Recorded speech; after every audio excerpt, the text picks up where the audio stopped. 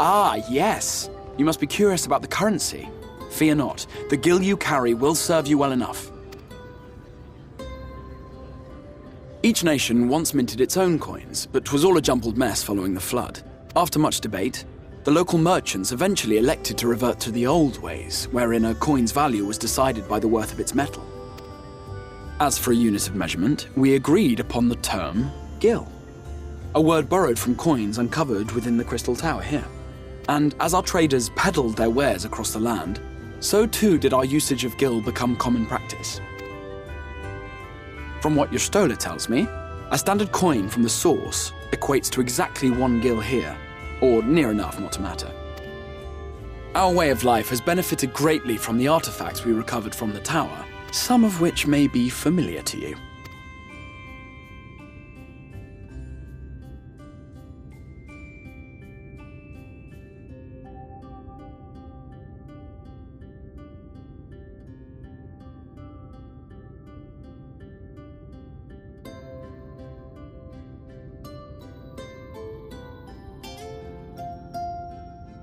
But I fear it would not be practical for us to provide everything to which you are accustomed. You shall need a means to access the commodities of your homeworld. Avan Kerm Sin? Yes, I'm here! Of course I'm here! What amusements do you have for me today? My dear Feo Ul, paragon of pixie kind. For you, I have the most vital task. This fine gentleman is a friend from a distant realm, and we have need of a means to ferry things back and forth from his home. Might you be able to assist us in this matter?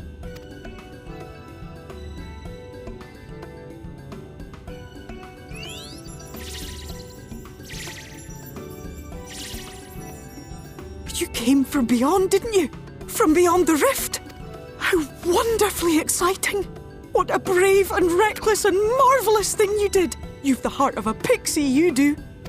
After careful consideration, I have decided to grant you my assistance. Make a pact with me and the fun can begin. But answer me this, traveller. Did your garments come with you when you crossed over? Your teeth? Your nails?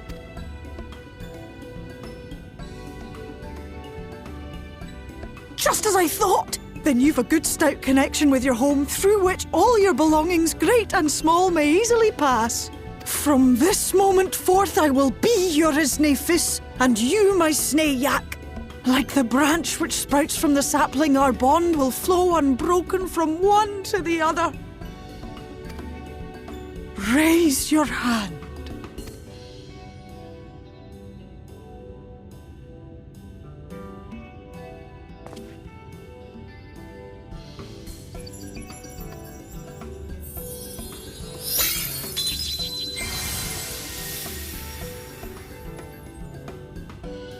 Tis done.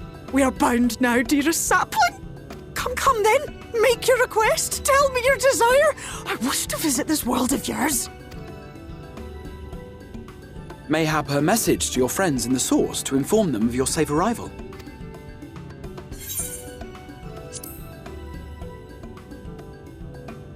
Consider it done.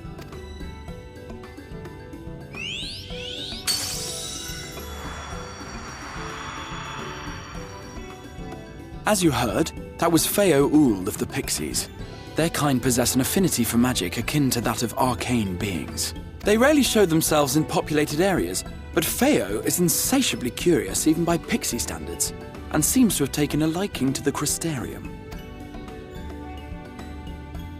Right, we were going to organize a room for you, weren't we? Come along.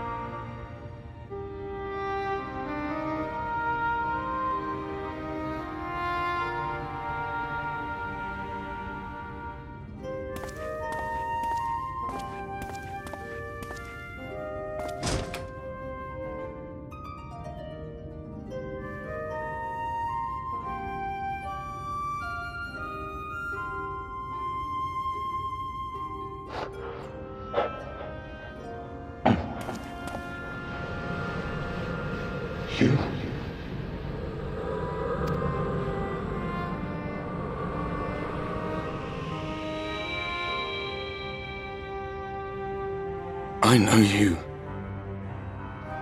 You're the warrior of light from the source.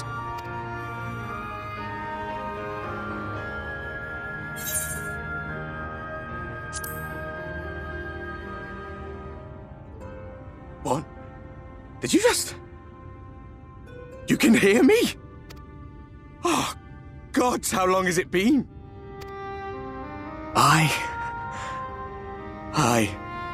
That was what I called myself in your world. The Warrior of Darkness. My real name is Ardbert. I used an alias in the source, a daft one, looking back. If you recall my tale, it was my comrades and I who caused the flood. We thought our home doomed. And so we listened to the Ascians. Let them guide us to the source and try to hasten their goddamned ardor.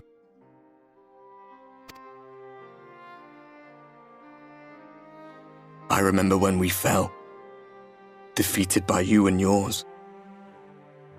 I remember our audience with Minfilia, how she listened to our pleas and returned our souls to the First.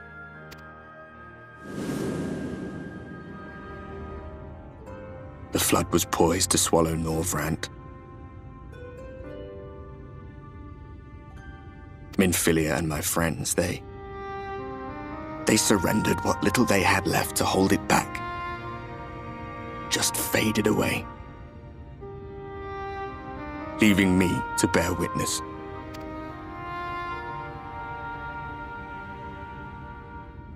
Tell me, do you know the year? How much time has passed since we caused the flood?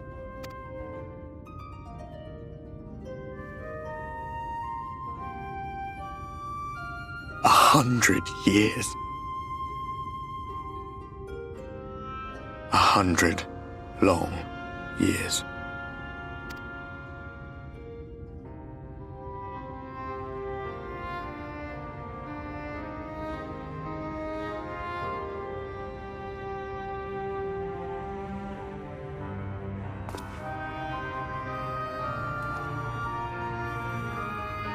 My hands find no purchase. My gestures catch no eye, and my pleas, be they whispered or screamed, reach not a single ear. I am a shade, cursed to do naught but drift.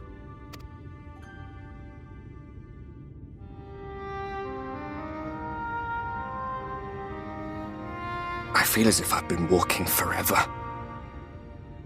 I hardly noticed when my mind and body began to fray at the edges. Then bang! My senses were sharp again. I felt like a fish being reeled in, and before I knew it, I found myself in this room. Why is it that you can see me?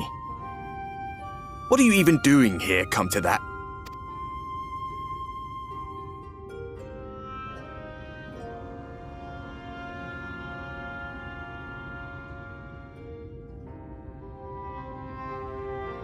You were summoned to save the First.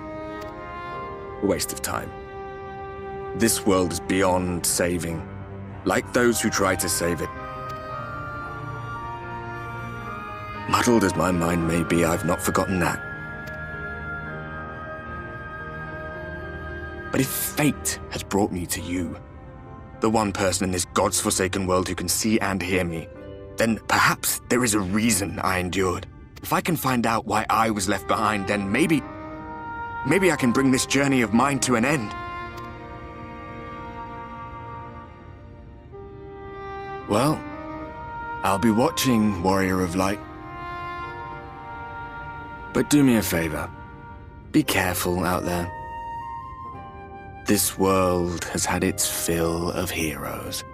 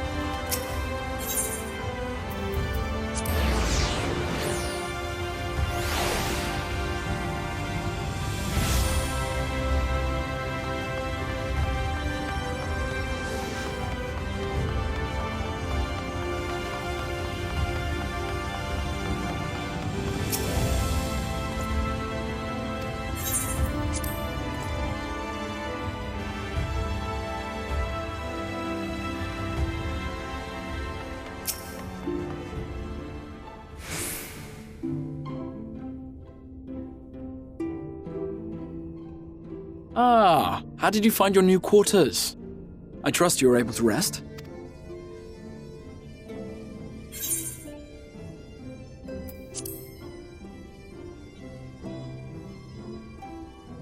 I was not aware the room was haunted, and you were rather tired. Well, should you receive another visitation, be sure to let me know. Now, let us return to the subject of the Scion's whereabouts.